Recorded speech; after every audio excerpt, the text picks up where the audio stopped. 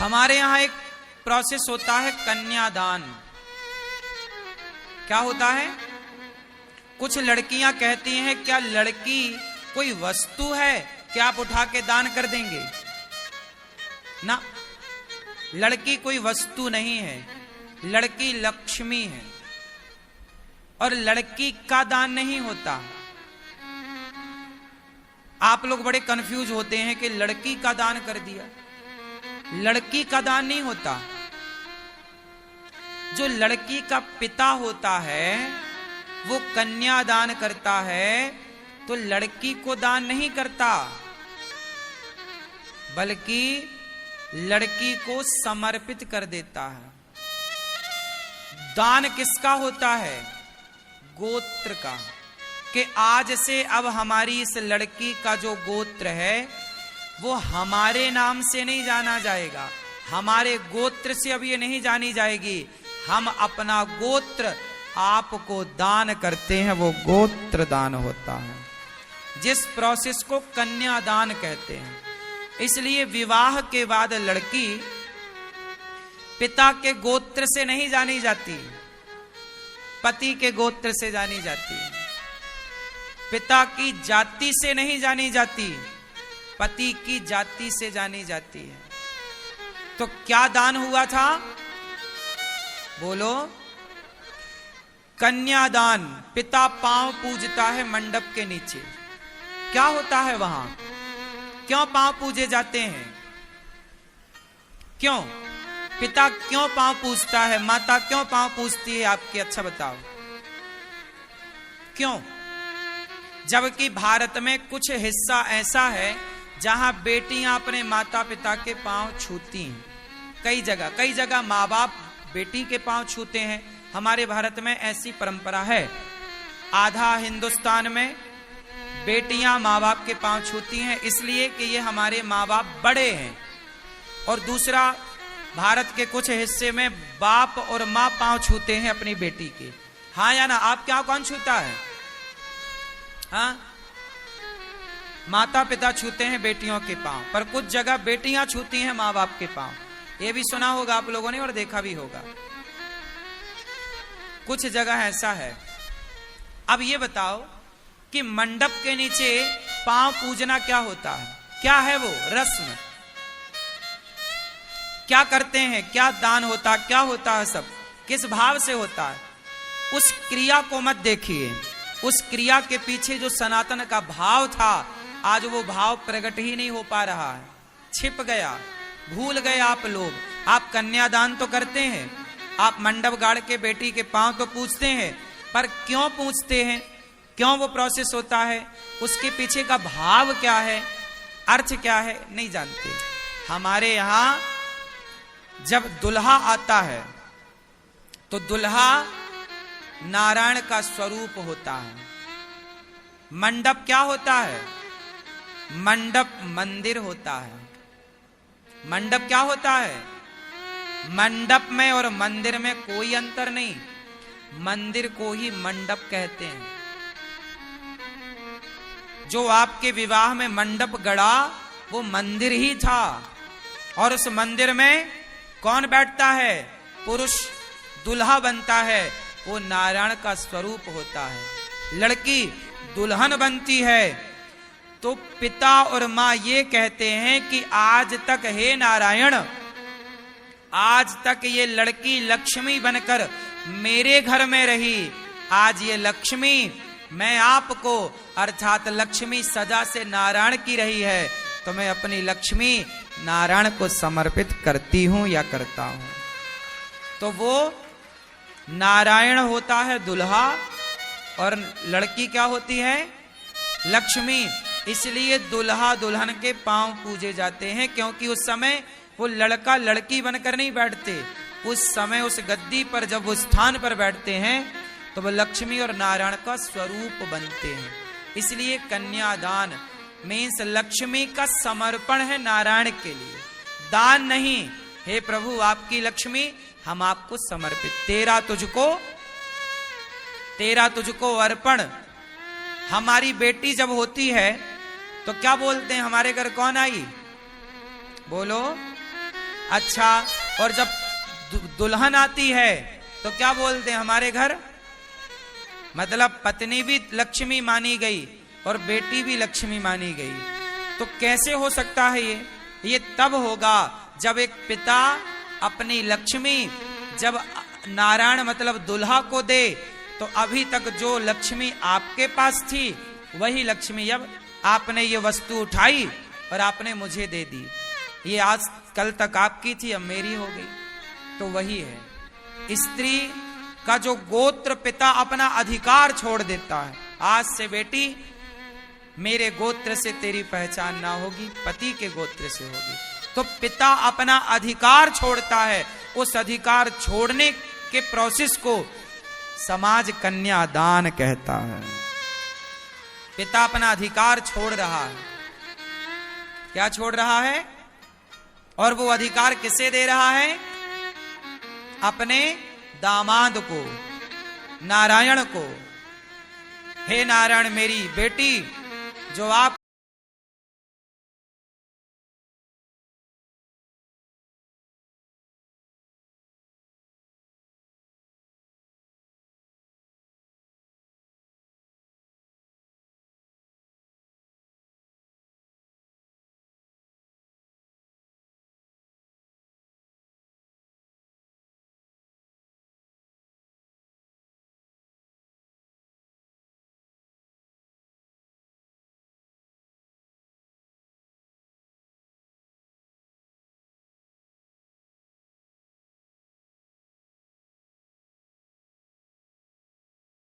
कहां वो लक्ष्मी होगी, कहां वो मर्यादाएं हैं।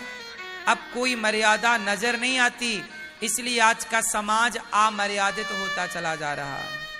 कैसा होता चला जा रहा है? बोलो, आज का समाज मर्यादित है या अमर्यादित है? बोलो बोलो मेरी मां। अमर्यादित है।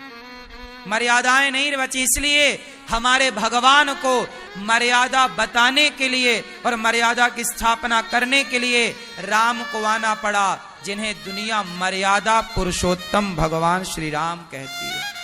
राम जी का क्या नाम है? मर्यादा पुरुषोत्तम। राम ने किसकी स्थापना की? बोलो मेरी मां। किसकी? पीछे वाली मैया। किसकी स्थापना करी? मर्यादा की। और आपने किसका उल्लंघन कर दिया?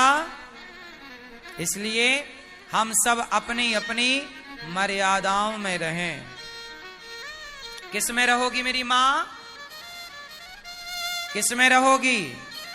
हां, आपकी मर्यादा क्या है? बोलो, आपकी मर्यादा बताओ। नहीं, घूंघट करना ये नहीं। मैं आपकी वो घूंघट नहीं डलवाना चाहता। सिर पे कपड़ा हो, पल्लू हो, इतना बहुत है, घूंघट की आवश्यकता नहीं है। सिर ढकना एक मर्यादा है। सिर इसलिए ढकना चाहिए कि जुए हुए ना दिखें। जैसे आपके बाल बड़े जुए ऊपर नाच रहे होंगे तो ढके तो दिखेगा नहीं। सही है।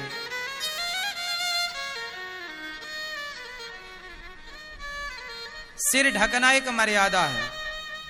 घूंघट करना आवश्यक नहीं है। आपके यहां परंपरा है, रिवाज है, तो वो आपके यहां है तो उसे देख लो आप अपने तरीके से। मैं नहीं कहता कि आप सिर पल्लू सामने, सिर ढका रहे। बात समझ में आई? सिर ऐसे ढका रहे, बस इतना हो। जरूरत नहीं है कि हम आगे करें। नहीं, आपके जुए नहीं दिख रहे हैं। हाँ, जरूरत नहीं है अभी। ये तो बता रहे हैं सदा के लिए आप लोगों के यहां सर ढका हो, ऐसी मर्यादा है। क्यों मेरी मां? तो मर्यादाओं में रहना चाहिए। मर्यादा क्या है? मर्यादा, आप स्त्रियों की मर्यादा बताइए क्या है? पुरुषों की भी हम पूछेंगे, आप पुरुष लोग भी तैयार रखिएगा। आप बताओ पहले, आपकी मर्यादा क्या है?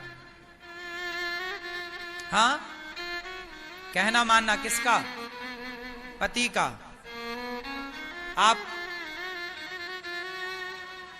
हाँ? आप बताओ।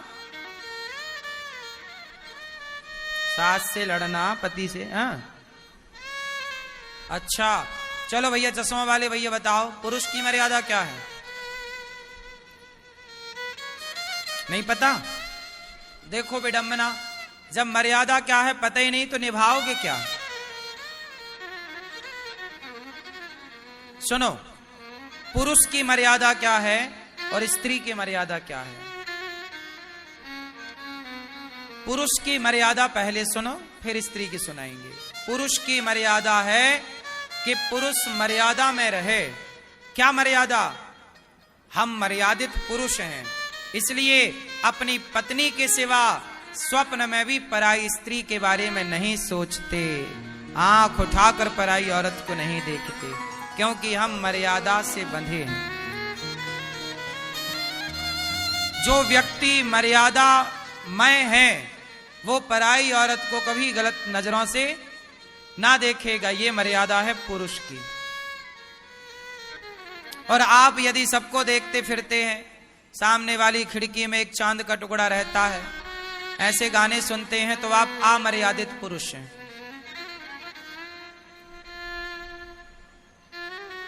है ना? पुरुष मर्यादित हो। मर्यादा सबसे बड़ी है चरित्र की। पिता से मर्यादित बात करो। पिता कितना भी डांटे, थप्पड़ भी मारे, तो आपको ऊंची आवाज में बाप से बात नहीं करनी चाहिए। ये आपकी मर्यादा है। भाई बाप है, वो मारने का अधिकार। अच्छा बताओ, बाप को मारने का अधिकार है या नहीं बेटे को? उत्तर दो। आप में से कितने लोग अपने पिता से पिटे हैं? जो पिटा है वो हाथ उठाए। पिटे हो? याद रखना, जितने बच्चे बाप से पिटे हैं ना, वो सारे बच्चे मर्यादित बने हैं, बाप से पिटने वाले। और जो नहीं पिटे, आप देख लेना, जो अमर्यादित हैं वो वही वाले हैं जो पिटे नहीं। हाँ या ना? इसलिए बाप से कभी ऊंची आवाज में बात ना हो। मां जो कहे सुन लो, पलट कर जवाब ना दो, ये मर्यादा है। राम जी ने पलट के जवाब नहीं दिया, माने का वनवास जाओ, चलो। राम जी जो आज्ञा। पिताजी ने कहा वनवास जाओ, जो आज्ञा।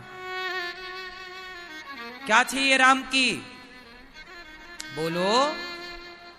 राम कह सकते थे ना, कैकेयी मां मैं क्यों जाऊं, मेरे पिता तो राजा बनाना चाहते, मैं, तुम तो सौतेली मां हो, मैं तुम्हारी बात क्यों मानूं? राम क्यों मानते? सौतेली मां की बात कौन मानता है आजकल? तुम अपनी सगी मां की कितनी मानते हो, सौतेली की तो छोड़ो। राम क्यों मानते? पर नहीं, मर्यादा है कि मां मां है, चाहे सौतेली हो या सगी हो, मां तो मां है। राम माने, इसलिए वो मर्यादा पुरुषोत्तम कहलाए। राम मर्यादा क्या है? मैं बड़ा हूं तो मेरा बड़ा भाई पिता के समान होता है। हाँ या ना? बड़ा भाई पिता के समान होता है। तो बड़ा भाई जो होता है, आजकल के बड़े भाई तो छोटे भाइयों की जमीन हड़प लेते हैं, या छोटा भाई ज्यादा होशियार है तो बड़े की हड़प लेता है। लेकिन धन्य है राम। राम राजा बन रहे थे अयोध्या के। भरत जी की मां ने कहा चलो बाहर। राम नहीं, भरत राजा बनेगा। जी मां, मेरा भैया राजा बनेगा, मुझे कोई आपत्ति नहीं। तुरंत राम ने हामी भर ली और अयोध्या का सिंहासन चुटकियों में छोड़ दिया। किसके लिए? मेरा भाई छोटा है भरत। मर्यादा क्या है? जो अपने छोटों का ख्याल बच्चों की तरह रखे वही बड़ा है, वही मर्यादित है। यह है मर्यादा। और सुनो, फिर भरत जी भी मर्यादित हैं। भरत जी ने अपने बड़े भाई का 1 इंच नहीं लिया। मां बदल गई, मां भड़कावे में आ गई, पर भरत जी भड़कावे में नहीं आए। भाई कैसा हो, भरत जी की तरह।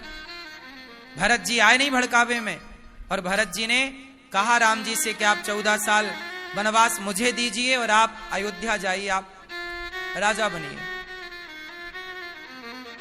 भरत जी ने एक रत्ती नहीं लिया।